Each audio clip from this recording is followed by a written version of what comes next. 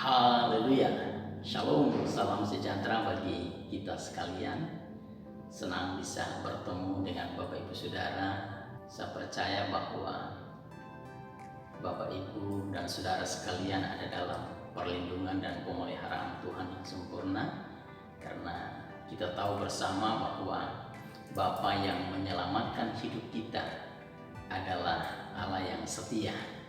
Baik saudara, kembali lagi kita akan belajar kebenaran firman Tuhan. Dalam renungan kali ini saya akan bicara tentang syarat yang harus dipenuhi.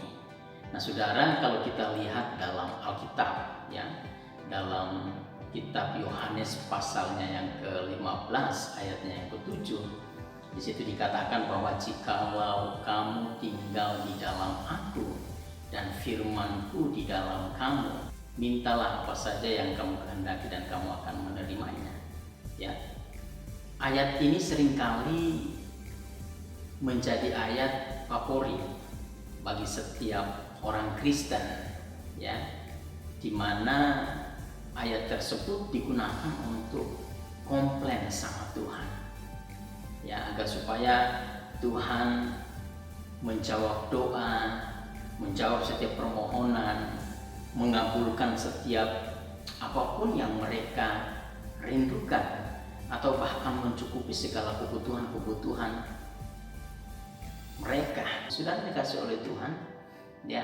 Satu hal yang perlu kita pahami dengan betul bahwa sekalipun kita berulang kali ya mengucapkan firman ini, kalau hidup kita tidak sesuai dengan apa yang firman katakan, maka sangat sulit kita mengalami, menerima jawaban dari setiap doa kita, ya. Jadi untuk mengalami jawaban doa saudara, itu ada syarat yang harus kita lakukan, atau bisa dikatakan bahwa itu merupakan bagian yang harus kita lakukan, ya, untuk setiap kita boleh mengalami, menerima setiap jawaban doa kita, ya.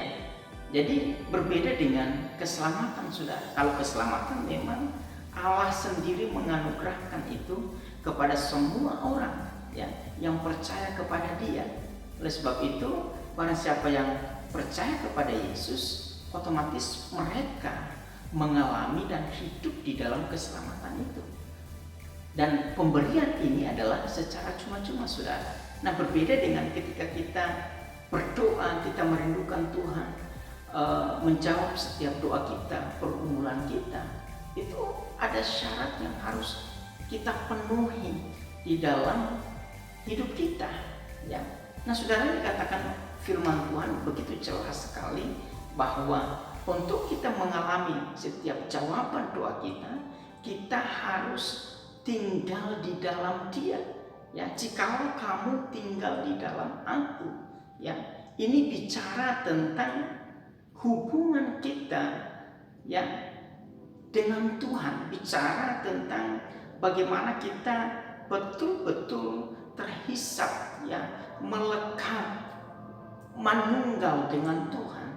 Karena kalau tidak saudara, maka percuma saudara mengucapkan atau memperkatakan firman ini, tetapi hidup kita, hidup saudara itu di luar dari firman itu sendiri, ya.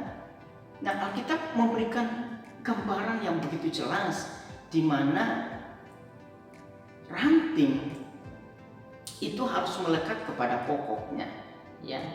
Nah, kalau umpamanya dalam satu pohon lah dikatakan, ya, pohon apa saja itu saudara, kalau rantingnya itu terpisah dari pokoknya, ya, dari batangnya, batang pohon tersebut, maka otomatis ranting ini tidak akan mengalami yang namanya buah. Dia tidak bisa mengalami yang namanya suplaian makanan dari pohon itu tersebut, ya. Dan lambat laun ranting yang terpisah dari pohon itu, ranting yang terpisah dari pokoknya itu akan mengalami kekeringan, lalu kemudian mati. Nah, demikian juga dengan kehidupan kita saudara. Kalau kita tidak hidup di dalam Yesus, manunggal dengan Dia, yang melekat kepada Dia, membangun hubungan secara intim dengan Sang Pencipta itu, maka siapapun Anda, ya, bagaimanapun kehidupan kerohanian saudara, lambat laun akan mengalami yang namanya kekeringan. Dan jangan pernah bermimpi saudara bisa mengalami menerima jawaban doa ketika kita terpisah dari Tuhan itu sendiri, ya. Jadi ini yang pertama, kita harus tinggal di dalam Dia, kita harus manunggal di dalam Dia, kita harus terhisap di dalam Dia. Biarlah seluruh kehidupan kita itu dipimpin oleh Tuhan, diarahkan, dipimpin oleh Dia. Supaya apa? Supaya hidup kita dari hari ke hari semakin mengalami, ya, hal-hal yang luar biasa di dalam Tuhan, ya. Yang kedua adalah firman itu tinggal di dalam kita.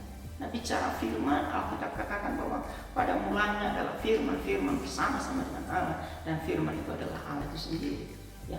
Jadi firman itu harus tinggal di dalam hidup kita. Firman itu tidak hanya sekedar kita dengar, ya, tidak sekedar kita sampaikan, tetapi kita juga harus hidup di dalam firman itu, ya. Nah, bagaimana kita bisa mengalami jawaban doa? Bagaimana kita bisa mengalami hal-hal yang luar biasa di dalam Tuhan kalau hidup kita itu tidak di dalam firman? Makanya firman itu harus ada di dalam hidup kita, ya, supaya apapun yang kita doakan, ya, maka kita akan mengalami, kita akan menerima, kita akan merasakan hasil daripada apa yang kita doakan. Nah, ini adalah syarat yang kedua, di mana setiap kita harus hidup di dalam firman, dan firman itu harus hidup di dalam kita, ya, menyatu di dalam diri kita.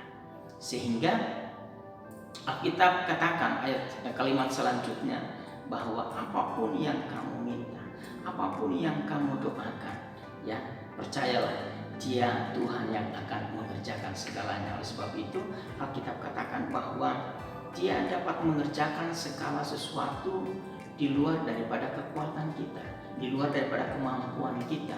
Dia dapat mengerjakan jauh lebih besar daripada apa yang kita doakan. Inilah yang penting bagi kita, bahwa untuk hidup mengalami jawaban daripada Tuhan itu sendiri, kita harus hidup di dalam Dia, dan firman-Nya ada di dalam kita.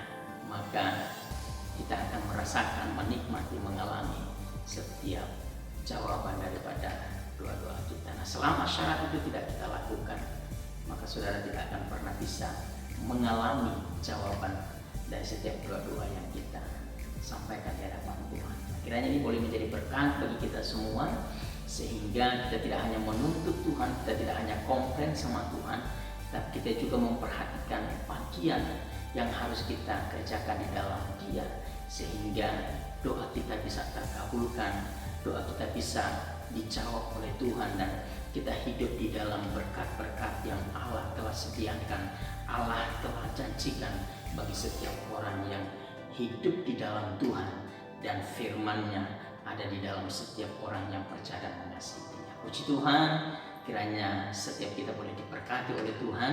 Sampai jumpa. Tuhan Yesus memberkati kita semua. Shalom.